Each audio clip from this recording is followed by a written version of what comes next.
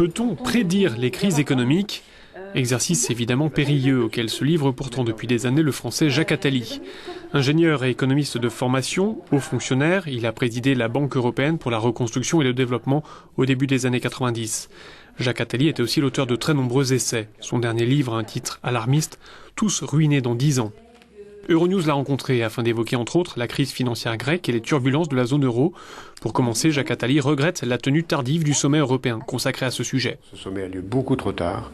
S'il y a 15 jours, 3 semaines, on avait dit on met 40 milliards sur la table, ça aurait suffi.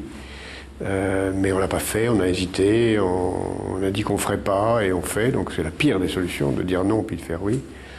Deuxièmement, le mécanisme qui est en place n'est pas crédible. Les montants qui sont annoncés sont très élevés, mais les plans de rigueur imposés aux Grecs n'est absolument pas tenable. En plus, on ne leur demande même pas d'économie sur le budget de la défense, qui représente l'essentiel de leurs dépenses. Donc les marchés vont forcément se poser la question de savoir ce qui va se passer avec d'autres pays. Ils vont s'inquiéter et vont essayer de comprendre si les États vont être sérieux. Au Portugal, en Espagne, en Italie, en Angleterre, parce que la Grande-Bretagne est très mal placée aussi.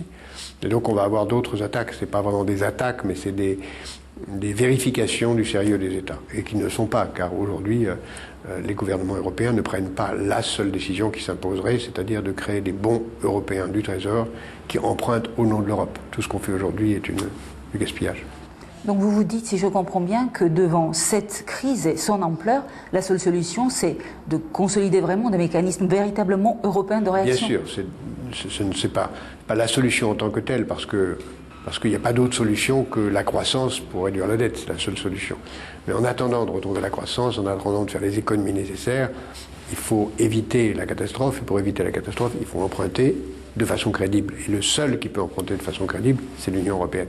Et on est loin d'une décision de cette envergure. Depuis 2 ans, de toute façon, on ne fait rien. On a fait semblant de faire des G20 qui n'ont servi à rien, on a annoncé des tas de choses qui n'ont jamais été mises en œuvre. On a tellement peur de prendre la moindre décision qu'on ne fait rien, et pendant ce temps, la boule grandit. La crise était une petite crise des subprimes américains qui aurait dû coûter 10 milliards de dollars. On n'a rien fait, c'est devenu une crise mondiale des banques qui aurait pu coûter 500 milliards de dollars. On n'a rien fait non plus, sauf transférer sur les contribuables, et c'est devenu une crise de la dette publique qui se chiffre maintenant à 7 ou 8 trillions de dollars. Les banques continuent à spéculer exactement comme avant. Les actes immoraux continuent de la même façon. Rien, absolument rien n'a changé dans un système qui est entièrement entre les mains de la finance internationale. Si ce n'est que là, on découvre, après une crise des finances privées, la crise des finances publiques des États. On ne découvre pas, si je peux me permettre, avec beaucoup d'autres. Ça fait 3 ans que je dis qu'on n'a fait que transférer la dette privée sur la dette publique. Dès le moment de la crise Lehman, on a choisi de transférer la dette privée sur la dette publique, puisqu'on a accepté de financer toutes les pertes des banques diverses. Mis à part Lehman, de laisser personne faire faillite. Donc on a accepté que le contribuable de demain paye, en plus des dettes qu'il avait fait par ailleurs sur d'autres sujets, ces erreurs-là. Un des motifs, puisqu'il y en a plusieurs de ces atermoiements lors de ces 3 derniers mois, est lié au Fonds monétaire international. Les dirigeants de l'Allemagne se sont opposés à ce que l'Europe paye et assume seule le plan de secours vis-à-vis de la Grèce.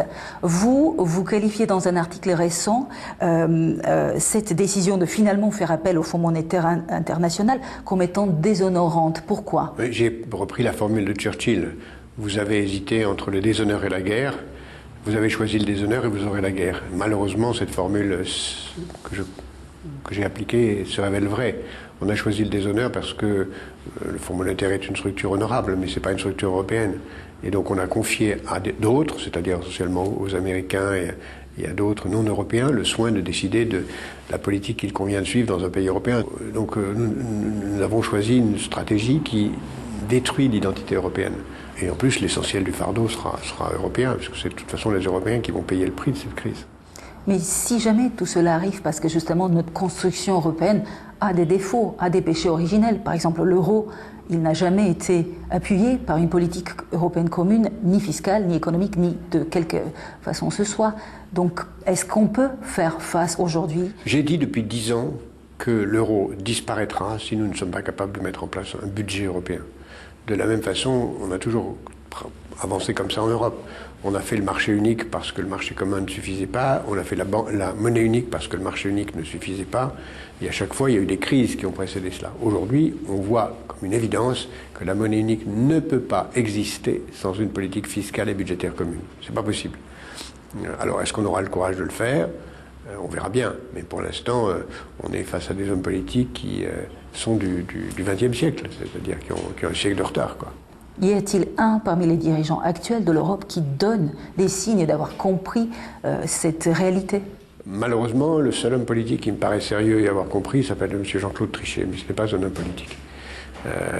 Et c'est le seul qui a, en Europe, à ma connaissance, avec peut-être M. Jean-Claude Juncker aussi, qui, dans sa position de patron de l'Eurogroupe, a très bien vu les enjeux, ont compris qu'il fallait une intégration beaucoup plus grande, mais ils ne sont pas en situation de l'imposer. Donc où va-t-on, d'après vous, M. Jacques Attali ? Je pense qu'on va vers le pire. Le pire, c'est-à-dire en 2-3 ans, peut-être moins, un délitement de l'Europe. La seule question, c'est de savoir si les hommes politiques qui n'ont pas eu le courage de décider dans le calme décideront dans la tempête. Dans la tempête, donc elle ne fait que commencer, cette tempête. Bien sûr. La crise ne fait que commencer. Tous ceux qui disent depuis des mois et des mois, la crise est finie, nous sommes sortis de la crise, disent n'importe quoi. La crise ne fait que commencer parce que la dette publique augmente, parce que la récession est là. Bien sûr, il n'y a pas de crise en Chine, en Inde, au Brésil et ailleurs. Mais la crise en Europe, la crise aux États-Unis, la crise au Japon, la crise dans tous les pays de l'OCDE, elle est là. Ces vieux pays, soi-disant riches, sont maintenant fatigués, ont choisi de vivre à crédit, il faut qu'ils payent. Quel coût finalement pour l'Europe ? Là, elle sort, si jamais elle sort, plus qu'affaiblie. Non, d'abord parce que c'est pas fini. Au contraire, ça peut être l'occasion, comme a été la grande crise de dévaluation de 92-93 ou la grande crise de l'Europe des années 83-84, ça peut être le moment, au contraire, de se renforcer, et de faire de la crise une occasion de faire mieux et plus. Je ne désespère pas de voir l'Europe comprendre qu'aujourd'hui, la seule voie qui lui reste, c'est plus d'Europe et non pas moins d'Europe. À la 24e heure. Espérons que ce ne soit pas la 25e, comme disait un grand écrivain romain.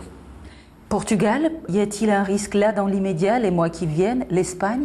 Oui, bien sûr, les marchés vont aller vérifier si les hommes politiques qui n'ont pas fait leur travail sur la Grèce à temps feront leur travail sur le Portugal. Et donc on va voir le CDS du Portugal augmenter, puis celui de l'Espagne, puis celui de la Grande-Bretagne, et on verra ce que feront les gouvernements.